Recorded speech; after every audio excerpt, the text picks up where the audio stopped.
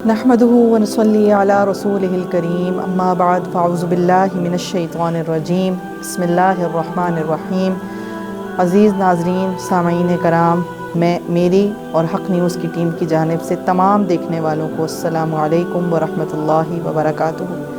میں ہوں آپ کی میزبان عمارہ شہزاد اور آپ دیکھ رہے ہیں حق نیوز کی اسپیشل رمضان ٹرانسمیشن نور سحر۔ جیسا کہ آپ کے علم میں ہے کہ ہم پورے رمضان آپ کے سامنے روزانہ کی بنیاد پر ایک نئے موضوع کے ساتھ حاضر ہوتے ہیں تاکہ دین اسلام کے ایک بہترین پہلو کی رہنمائی لے سکیں۔ عزیز سامعین کرام، آج ہمارے پروگرام کا موضوع ہے عباد الرحمن، یعنی اللہ کے رحمان کے بندے۔ اللہ تعالیٰ خالق کائنات ہے۔ اس کائنات میں جو کچھ بھی ہے، حتیٰ کہ جتنی بھی مخلوقات پائی جاتی ہیں، ان کا خالق اور مالک اللہ تبارک و تعالیٰ ہے۔ ان تمام مخلوقات میں سے رب تعالیٰ نے اپنی صرف 2 مخلوقات کو نیکی اور بدی کے دائیں کے ساتھ پیدا کیا، اور ہماری اسی صلاحیت کو مد نظر رکھتے ہوئے جنت اور دوزخ کو تیار کیا۔ دنیا کو ایک امتحان گاہ بنایا اور انسان کو اس میں اختیار دے دیا کہ وہ چاہے تو نیکی کو اپنا لے اور چاہے تو برائی کو اختیار کر لے۔ رب تعالیٰ جو اپنے بندوں پر بڑا مہربان ہے، وہ اپنے بندوں کو 70 ماؤں سے بھی زیادہ پیار کرنے والا ہے۔ وہ کیسے اپنے بندوں کو تکلیف اور مصائب میں چھوڑ سکتا ہے، اور نہ ہی وہ روز قیامت انہیں جہنم کے عذاب میں دیکھنا چاہتا ہے۔ وہ تو چاہتا ہے کہ بندے اس کو چاہیں، خود اپنے آپ کو اس کے حوالے کر دیں۔ وہ تو رحمان اور رحیم ہے۔ بندے اس کی تابعداری کریں، اس کے احکامات پر عمل کرتے ہوئے اپنی تمام تر صلاحیتیں اس کی راہ میں صرف کر دیں۔ ایسے بندوں کو قرآن مجید میں متعدد القابات سے نوازا گیا۔ سورہ مومنون میں اللہ تعالیٰ مومنوں کی صفات کا تذکرہ کرتے ہوئے فرماتے ہیں کہ یہ وہ لوگ ہیں کہ جن کو جنت الفردوس میں داخل کیا جائے گا۔ اسی طرح سورہ فرقان میں اللہ تعالیٰ اپنے ان بندوں کی 14 صفات کا تذکرہ فرماتے ہیں جو رحمان کے اصلی بندے ہونے کے سبب روز قیامت جنت کے مستحق ٹھہریں گے۔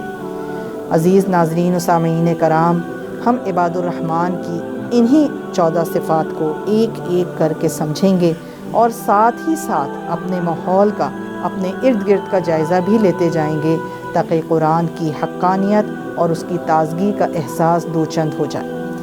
سورۃ الفرقان میں رب تعالیٰ رحمان کے بندوں کی صفات بیان کرتے ہوئے فرماتے ہیں وَعِبَادُ الرَّحْمَنِ الَّذِي يَمْشُونَ عَلَى الْأَرْضِ حَوْنًا، یعنی یہ عباد الرحمن کی پہلی صفت ہے۔ کیا کہ رحمان کے اصلی بندے وہ ہیں جو زمین پر نرم چال چلتے ہیں۔ عجز اور انکساری ہدایت کی پہلی سیڑھی ہے۔ جو عاجزی اختیار کرے گا اللہ اسے عزت عطا کرے گا، اور جو تکبر اختیار کرے گا اللہ اسے ذلیل کر دے گا۔ حدیث میں آتا ہے کہ نبی کریم صلی اللہ علیہ وآلہ وسلم اس طرح مضبوط قدم رکھتے ہوئے چلتے تھے گویا نشیب کی طرف، یعنی اترائی کی طرف اتر رہے ہوں۔ مٹا دے اپنی ہستی کو اگر کچھ مرتبہ چاہے، کہ دانہ خاک میں مل کر گل و گلزار ہوتا ہے۔ سوال یہ پیدا ہوتا ہے کہ آخر اس چال کی اتنی کیا اہمیت تھی کہ اللہ نے عباد الرحمن کی خصوصیات یا ان کی صفات بتاتے ہوئے اسے سب سے پہلے رکھا۔ مولانا سید ابو الاعلیٰ مودودی رحمۃ اللہ علیہ اپنی تفہیم القرآن میں لکھتے ہیں کہ آدمی کی چال محض اس کی رفتار کا نام نہیں ہے، بلکہ سیرت و کردار کی عکاس ہے۔ ایک ظالم کی چال، ایک عیار آدمی کی چال، غنڈے اور بدماش کی چال، خود پسند اور تکبر سے بھرے ہوئے انسان کی چال، اسی طرح انسان کی چالیں ایک دوسرے سے بہت مختلف ہوتی ہیں۔ عباد الرحمن کی چال ایسی ہو کہ چلتے پھرتے دیکھ کر ہی دوسرا انسان سمجھ جائے کہ یہ کس طرز کے لوگ ہیں۔ آج بھی ہم اپنے ارد گرد نظر دوڑائیں تو چالیں انسان کے کردار، اخلاق اور سیرت کی عکاسی کرتی ہوئی نظر آتی ہیں۔ اس کے بعد رب تعالیٰ فرماتے ہیں وَإِذَا خَاطَبَهُمُ الْجَاهِلُونَ قَالُوا سَلَامًا، یعنی اور جاہل ان کے منہ کو آئیں تو وہ کہہ دیتے ہیں تم کو سلام، یعنی جاہلوں سے نہیں الجھتے۔ یہ حق جاننے والوں کی بڑی آزمائش ہوتی ہے۔ یہ وہ لوگ چونکہ سنجیدہ، باوقار اور راسترو ہوتے ہیں، ان کے پیش نظر چونکہ ہمیشہ بلند مقاصد ہوتے ہیں، اس لیے وہ احمقوں، نادانوں اور جہالت کا اظہار کرنے والے لوگوں سے نہیں الجھتے۔ جاہل سے مراد ان پڑھ نہیں ہوتا جیسے عموماً ہمارے معاشرے میں سمجھا جاتا ہے، بلکہ جہالت وہ شخص ہے، یا جہالت سے مراد وہ ہے کہ جو جہالت پر اتر آئے، یعنی کسی شریف آدمی کے ساتھ بد اخلاقی اور بدتمیزی سے پیش آئے۔ رحمان کے بندے گالی کا جواب گالی اور بہتان کا جواب بہتان سے نہیں دیتے، بلکہ اس کا جواب یوں دیتے ہیں وَإِذَا سَمِعُوا اللَّغْوَ أَعْرَضُوا عَنْهُ وَقَالُوا لَنَا أَعْمَالُنَا وَلَكُمْ أَعْمَالُكُمْ سَلَامٌ عَلَيْكُمْ لَا نَبْتَغِي الْجَاهِلِينَ۔ اور جب وہ کوئی بیہودہ بات سنتے ہیں تو اسے نظر انداز کر دیتے ہیں اور کہتے ہیں بھائی ہمارے اعمال ہمارے لیے اور تمہارے اعمال تمہارے لیے، سلام ہے تم کو، ہم جاہلوں کے منہ نہیں لگتے۔ رب ہمیں ترغیب دے رہا ہے کہ اپنی صلاحیتیں، اپنی قابلیتیں اس طرح کے لوگوں پر ضائع نہ کرو۔ ذرا سوچئے کہ اگر ہم اس ایک نقطے کو ہی ورد زبان بنا لیں تو ہمارے معاشرے میں ہونے والے لڑائی جھگڑے بالکل ہی ختم ہو جائیں۔ ذرا سی بات پر دست و گریباں ہو جانا ہماری ذہنی اور جسمانی صحت کو بھی متاثر کرتا ہے۔ ہمیں ہر طرح کی سچویشن میں ایک با اخلاق اور با کردار مسلمان ہونے کا ثبوت دینا ہے۔ پھر اللہ فرماتے ہیں وَالَّذِينَ يَبِيتُونَ لِرَبِّهِمْ سُجَّدًا وَقِيَامًا، یعنی جو اپنے رب کے حضور سجدے اور قیام میں راتیں گزارتے ہیں۔ یہ عباد الرحمن کی تیسری صفت ہے۔ پہلی دو صفتوں کا تعلق عباد الرحمن کے دن کے معمولات کے ساتھ ہے، اور اب ان کی راتوں کا ذکر ہو رہا ہے، یعنی وہ دن کے مجاہد اور رات کے راہب ہوتے ہیں۔ نہ ان کے دن اللہ کی یاد سے غافل ہوتے ہیں اور نہ ہی ان کی راتیں عیاشی اور مستی میں گزرتی ہیں۔ رب کے ساتھ ان کا تعلق بہت مضبوط ہوتا ہے۔ اس صفت کو سامنے رکھیے اور آج اگر ہم اپنا جائزہ لیں تو ہمیں اس کا کیا جواب ملتا ہے؟ کیا ہماری روٹین یہی ہے؟ یہ روٹین تو دور کی بات، ہماری صورتحال تو خود ہماری صحت ہی کو متاثر کر رہی ہے۔ ساری رات گیجٹس پر گزارنا، صبح ہوتے ہی سو جانا، سارا دن اپنے رب اور خود اپنی ذات سے ہی غافل رہنا، نہ کھانے پینے کا وقت مقرر، نہ سونے جاگنے کا وقت مقرر۔ عزیز ناظرین کرام، ذرا سوچئے ایسے معاشرے میں بھلائی کیسے نمو پا سکتی ہے؟ اور شاعر کہتے ہیں عطار ہو، رومی ہو، رازی ہو، غزالی ہو، عطار ہو، رومی ہو، رازی ہو، غزالی ہو، کچھ ہاتھ نہیں آتا بے آہ سحر گاہی۔ ہم اپنے پروگرام کا سلسلہ یہیں سے دوبارہ جوڑیں گے۔ آئیے بارگاہ رسالت میں نعت رسول مقبول کا نذرانہ پیش کرتے ہیں۔ یاد جب مجھ کو مدینے کی فضا آتی ہے، سانس لیتا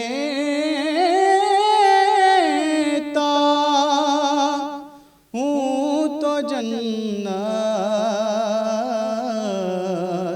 کی ہوا آتی ہے، سانس لیتا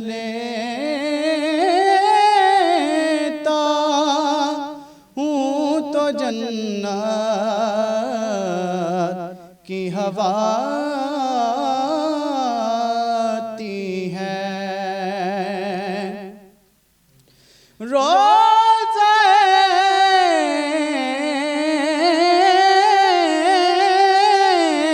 پاک پہ سب ضبط نفس کرتے ہیں، روزہ پاک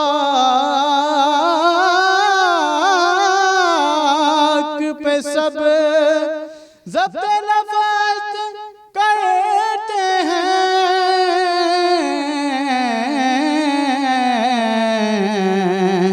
اس گلستان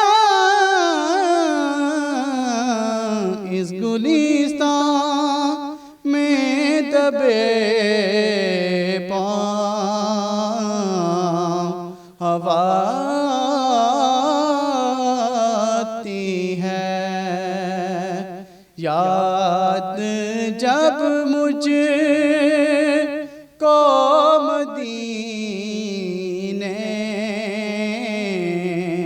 کی فضا آتی ہے، ہوں غلامان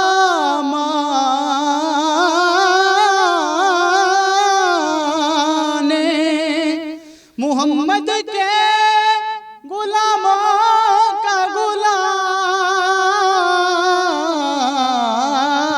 ہوں، غلامان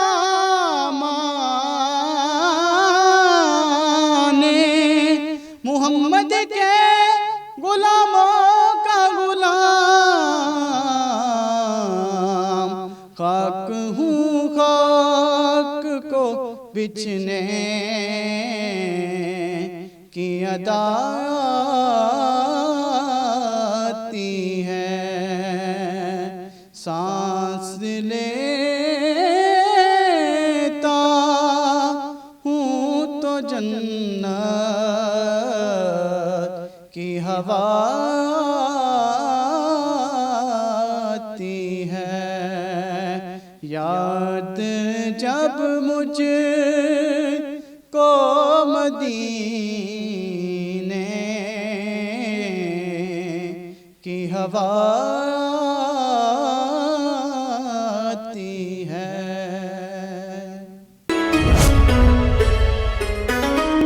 جزاک اللہ خیر واحسن الجزاء۔ اللہم صلی علی محمد سید المرسلین و سید النبیین۔ ہم بات کر رہے تھے عباد الرحمن کی، جو نرم چال چلتے ہیں، جو لغو اور فضول باتوں میں نہیں پڑتے اور جو رات کے راہب ہوتے ہیں۔ عباد الرحمن کی چوتھی صفت جو رب تعالیٰ بیان کرتے ہیں اور فرماتے ہیں والذین یقولون ربنا اصرف عنا عذاب جہنم ان عذابها کان غراما، یعنی جو دعائیں کرتے ہیں کہ اے ہمارے رب جہنم کے عذاب سے ہم کو بچا لے، اس کا عذاب تو جان کا لاگو ہے، انہا ساءت مستقرا و مقاما، وہ تو بڑا ہی برا مستقر اور مقام ہے۔ یعنی اپنی عبادتوں پر اتراتے نہیں ہیں، غرور نہیں کرتے، کوئی زوم نہیں ہوتا، کوئی خوش فہمی نہیں کہ رب کے چہیتے ہیں، ہمیں تو رب معاف کر ہی دے گا، ہم تو بہت عبادت گزار ہیں، بلکہ اس خوف سے کانپتے رہتے ہیں کہ کہیں ہمارے عمل کی کوئی کوتاہی ہمیں مبتلائے عذاب نہ کر دے۔ وہ اپنے تقوی کے زور پر جنت کے اہل نہیں سمجھتے، بلکہ اس لیے اپنے آپ کو اہل سمجھتے ہیں کہ وہ ہمیشہ رب کی رحمت ہی کے طلبگار رہتے ہیں۔ غزوہ بدر میں شریک صحابہ رضی اللہ تعالی عنہ کو نام لے لے کر جنت کی بشارتیں دی گئیں، دنیا ہی میں جنت کی خوشخبری۔ عزیز سامعین کرام، آپ کو کیا لگتا ہے یہ کوئی چھوٹی بات تھی؟ مگر ہم کیا دیکھتے ہیں کہ یہ خوشخبری سننے کے بعد بھی وہ اللہ کی رحمت ہی کے طلبگار رہے اور زیادہ رب کے قریب ہوئے۔ آج ہم اپنا جائزہ لیں تو صورتحال مختلف نظر آتی ہے۔ آج ہم نے اپنے تھوڑے ہی کو زیادہ سمجھ لیا۔ رب بہت مہربان ہے یہ کہہ کر خود کو تسلیاں دیتے رہتے ہیں اور اپنی ہی دنیا میں مگن رہتے ہیں۔ اللہ تعالیٰ آگے عباد الرحمن کی 5ویں صفت بیان کرتے ہوئے کہتے ہیں والذین اذا انفقوا لم یسرفوا ولم یقتروا وکان بین ذلک قواما، جو خرچ کرتے ہیں تو نہ فضول خرچی کرتے ہیں اور نہ بخل، بلکہ ان کا خرچ دونوں انتہاؤں کے درمیان اعتدال پر قائم رہتا ہے۔ اللہ نے رحمان کے بندوں کی صفت بتائی ہے کہ نہ تو وہ فضول خرچی کرتے ہیں، نہ ہی وہ فضول خرچی والے راستے کو اختیار کرتے ہیں اور نہ ہی بخیلی کو مظاہرہ کرتے ہیں، یعنی جہاں ضرورت ہو وہاں خرچ کرتے ہیں۔ ان کا مقصد نمود و نمائش کو اختیار کرنا یا اپنے مال کو خود اپنے ہی تک روک رکھنا نہیں ہوتا، بلکہ وہ اپنی ضروریات پوری کرنے کے ساتھ ساتھ غربا، مساکین اور یتیموں پر بھی اپنے مال کو خرچ کرتے ہیں۔ رب ہمیں 1400 سال پہلے ترغیب دے رہا ہے live within your means، یعنی اپنے حد کے اندر رہنا، یا جسے کہتے ہیں کہ اپنی چادر کو دیکھ کر پاؤں پھیلانا۔ آج آپ یوٹیوب، ٹک ٹاک، انسٹا کھول کر دیکھیں تو آپ کو بے شمار ویڈیوز اور آڈیوز مل جائیں گی۔ اس موضوع پر ورکشاپس کروائی جاتی ہیں، موٹیویشنل اسپیکرز آپ کو بتا رہے ہوتے ہیں کہ کمانے اور خرچ کرنے کا طریقہ کیا ہے، وہ طریقہ جو میرے اور آپ کے رب نے 1400 سال پہلے نبی کریم صلی اللہ علیہ وآلہ وسلم کو بتا دیا۔ اللہ سے زیادہ فائنانس ایکسپرٹ اور کون ہوگا؟ نبی کریم صلی اللہ علیہ وآلہ وسلم کا فرمان ہے، اپنی معیشت میں توسط یعنی اعتدال اختیار کرنا آدمی کے فقی یعنی دانا ہونے کی علامت ہے۔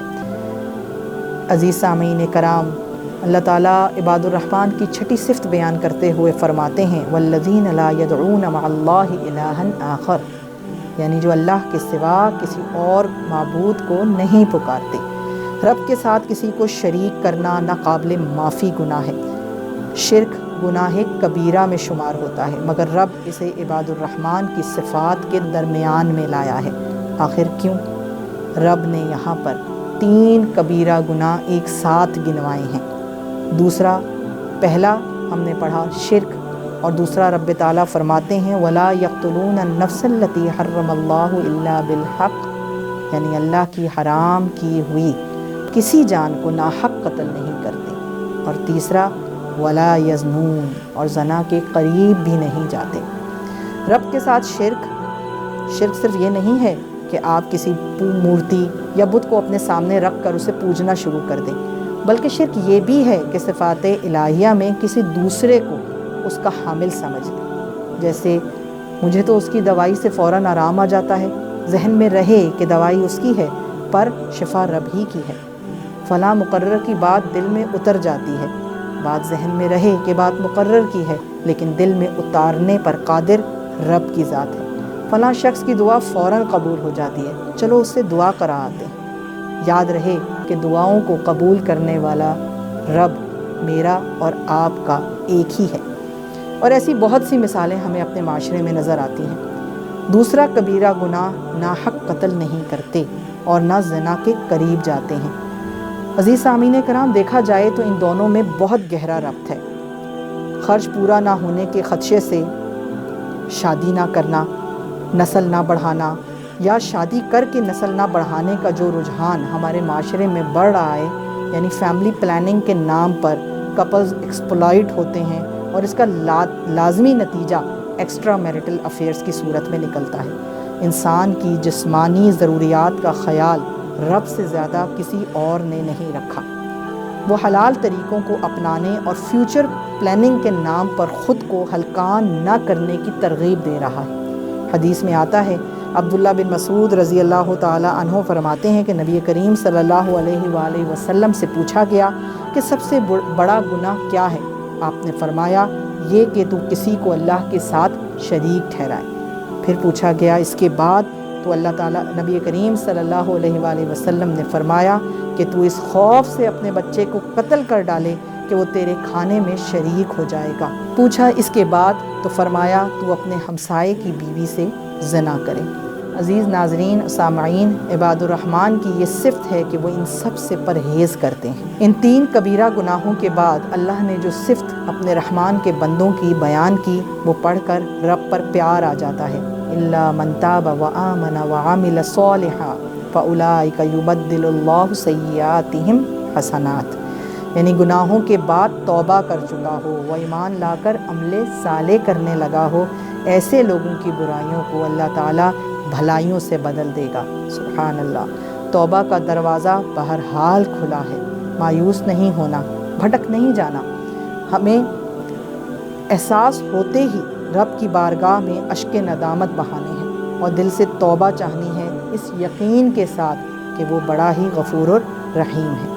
اللہ تعالیٰ اپنے عباد الرحمن کی 10ویں صفت بیان کرتے ہوئے فرماتے ہیں والذین لا یشہدون الزور، یعنی جھوٹ کے گواہ نہیں بنتے، یعنی جس گواہی کے نتیجے میں کسی دوسرے کی حق تلفی یا کسی کے ساتھ زیادتی ہوتی ہو اس سے اجتناب کرتے ہیں۔ وہ جانتے ہیں کہ رب کو جواب دینا ہے۔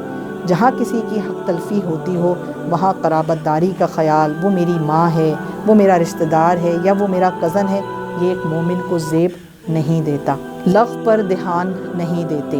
وَإِذَا مَرُّوا بِاللَّغْوِ مَرُّوا كِرَامًا، یعنی فضول اور لا یعنی گفتگو سے پرہیز کرتے ہیں۔ آج سوشل میڈیا کا دور ہے، ہم نت نئی ایپس کی رنگین دنیا میں دھسے ہوئے ہیں۔ کام نہ ہوتے ہوئے بھی پل بھر کی فرصت ہمیں میسر نہیں۔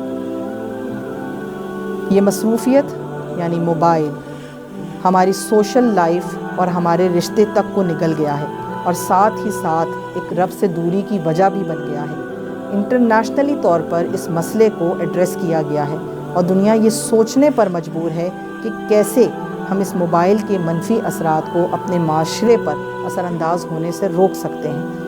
رب تعالیٰ فرماتے ہیں وَالَّذِينَ إِذَا ذُكِّرُوا بِآيَاتِ رَبِّهِمْ لَمْ يَخِرُّوا عَلَيْهَا صُمًّا وَعُمْيَانًا، یعنی اللہ کی آیات پر غور و فکر کرتے ہیں احساس ذمہ داری کے ساتھ، اندھے اور بہرے بن کر نہیں۔ ان کے دل اللہ کی بات کے لیے نرم ہوتے ہیں، جلدی اثر لیتے ہیں، اللہ کی بات کو سنتے ہیں اور عمل کرنے کے لیے تیار ہو جاتے ہیں۔ اولئک علی ھدی من ربہم واولئک ھم المفلحون، یہی لوگ اپنے رب کی طرف سے ہدایت پر ہیں اور یہی فلاح پانے والے ہیں۔ عباد الرحمن کی اللہ تعالیٰ آخری دو صفتیں بیان کرتے ہیں جو ایک دوسرے کے بغیر مکمل نہیں ہوتی۔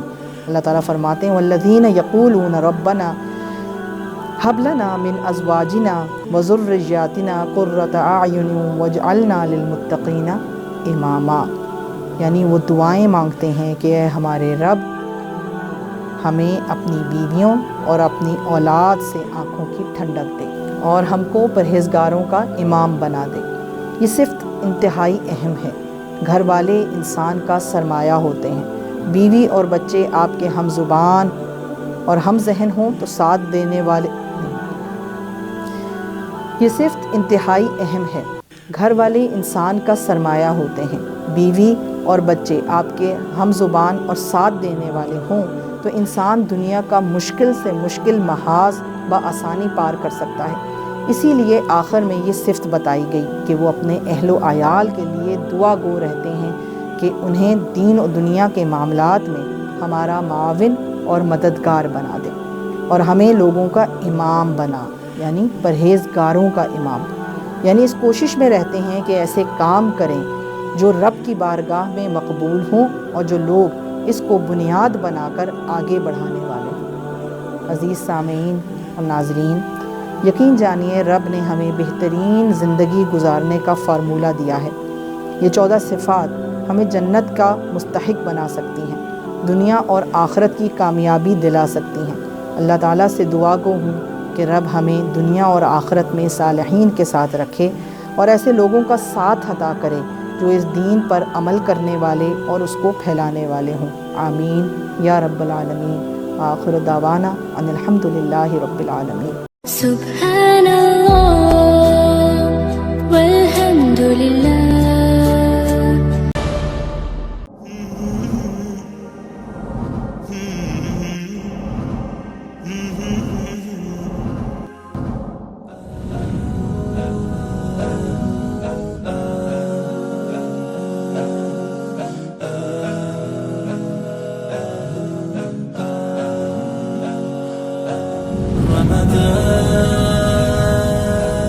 رمضان